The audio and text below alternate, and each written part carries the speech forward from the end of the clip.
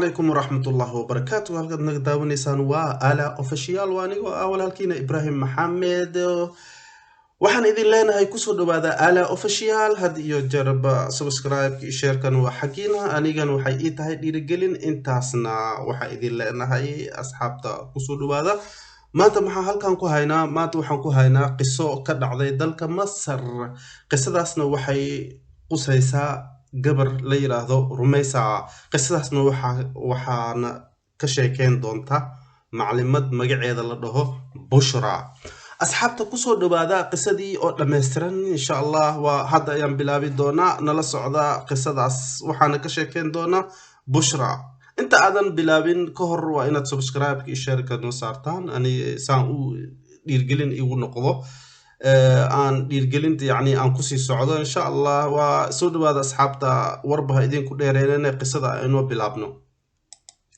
maclimadan waa magaceeda Bushra ayada ka sheekeen doonta sheekada xaqiiqda ah ka dhacday dalka Masar ah maclimada waxay ka mid tahay professor school dhigta iskoolkaasna waxa dhigto gabdha badan waxaana ka mid ah gabadha qisada hadda aan ku soo qaadan doono Rumeysa waa gabar aad u xishood badan aad ay u xishood badan tahay Rumeysa xishoodkeeda wuxuu gaaray in wajigeeda ay hoos geyso ilaa iyo yani macallimiintiina uma faahsana Rumeysa wax saaxiib ah malaha wax saaxiib ay leedahay malaha waa kaligeeda kadib ayaa maclimadii go'aansatay in la waco la dhaho maxaa kugu dhacay maxaa heerkan ku gaarsiiyay ilaan Rumeysa xishood kama aysan ahaynine waxay ka ahayd dib ama barbaleem guriga dhanka ka haasto aabaheed ayaa aad u qeylin jiray hooyadeedu ku qeylinaa ciyaalku ku qeylinaya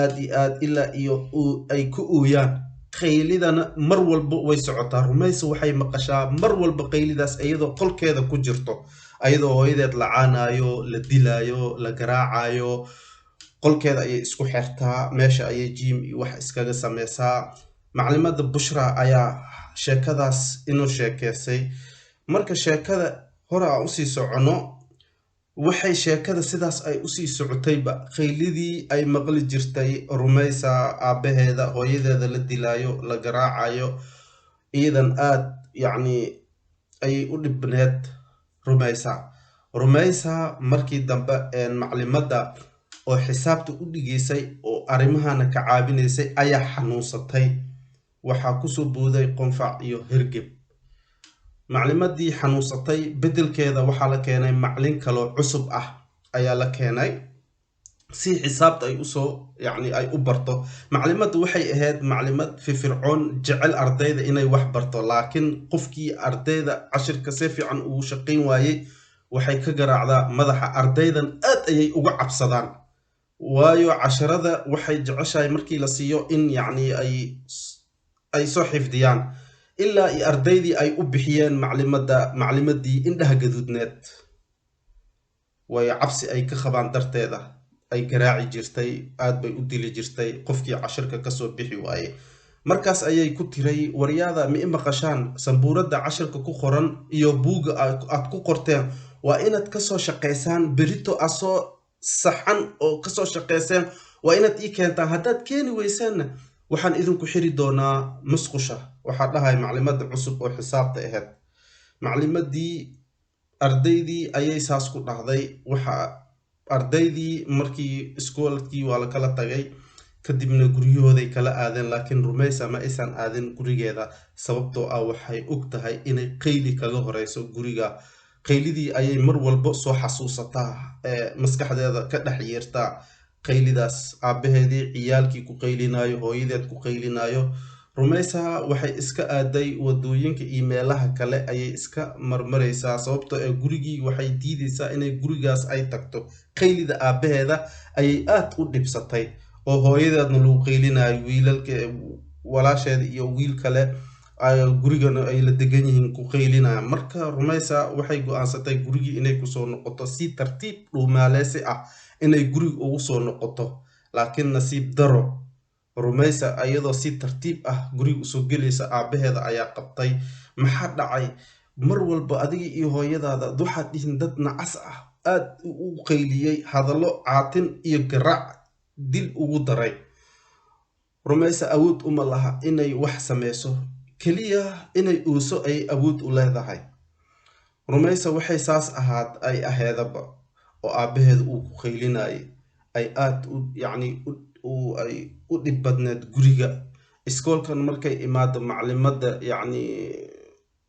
garaacis ugu dareysay, Rumaysa qalbiga ay aad ugu jabtay. Rumaysa mar walba waxay isku soo xirtaa gurigeeda, waxayna guriga dhexdiisa ka maqashaa qaylida aabaheeda oo hooyadeed lagu qaylinayo, marna hooyada uu garaacayo ayay aad ugu maqashaa guriga dhexdiisa. Rumaysa wax maysan awoodo, wax ma sameyn karto. Kadibna wax aad markuu ugu qayliyey xataa ciyaalkii joogan wuu ku qaylinaa. Rumaysa waxay iska haysaa waa oohin mar walba meeshay ku uusayo warkii ayay maqashaayo aabaheedii foolxumo si foolxun ah hooyadeeda ula dhaqmaayo ayay meesha ku aragtaa. Rumaysa awood uma laha inay wax kala sameyso, oohin ma ogiya, inay uuso ma ogiya. Qolkii ayay iskaga jirtaayo, dhegihii ayay maqlaysaa, mar walba waxay ku uusaa qolka dhexdiisa, laakiin kama warhayaan aabihii iyo hooyadiiba Rumaysa xaaladda ay ku sugan tahay. Runtii qisadan waa qiso aad u cajiib ah, aad ay ila dhacday, aan la yaabay. Kadib iyadoo maalinta aabihii saas qaylidii usii wado, dariska ayaa soo garaacay mid ka mid ah. Hooyadii waxay fursad u heshay inay gabadheeda u tagto, ay gabadheeda u sheegato dhibkeeda. Gabadhan xaaladeeda cid wax ay ku sameyn karto mal, aabaheedna kama imaan karto. Ultim waxay ku tiri hooyo albaabka iska soo xiro keliya. Gabadhii sidaas ayay sameysay, albaabkii ayay iska soo xiratay. Kadibna waxay bilaabday cashirkii macalinka inay dib u akhriso ama ay u qorto, waayo way ogtahay maclimada aad ay u kulushahay. Boorsadii ayay agteeda soo dhigatay. Maxay boorso qortaa ay soo dhigataa cashirna ay u qortaa? Murug iyo rafaad ayay habeenkii ku seexataa. Saas ay tahay cashirkii ma aysan qorin Rumaysa way seexatay. Waagii ayaa bariyey, waxaana la bilaabay in iskoolkii la aado. Ardaydii ilmihii oo dhan iskoolkii ayay la aaday. Rumaysa iyadoo murugsan, gurigii qaylida habeenkii dhib ay kugu soo baxday ay ku seexatay. Maalintiina iskoolkii kaga horeysa maclimadii xumeed xisaabiyada ahayd oo xisaabta u dhigeysay. Rumaysa iskoolkii waxay maclimadii waxay usoo qaadatay ul ay diyaar ula tahay inay garaacdo ardayga cashirka qeexi waaye. Gambaleelkii ayaa dhacay, gambaleelkii ayaa yiri iskoolkii ayaa lagu soo noqday. Maclimadii ardayda aad bay ugu baqayaan, ilaa iyo heer waxay ka gaareen ay la jareeyaan, ay istaagi waayeen.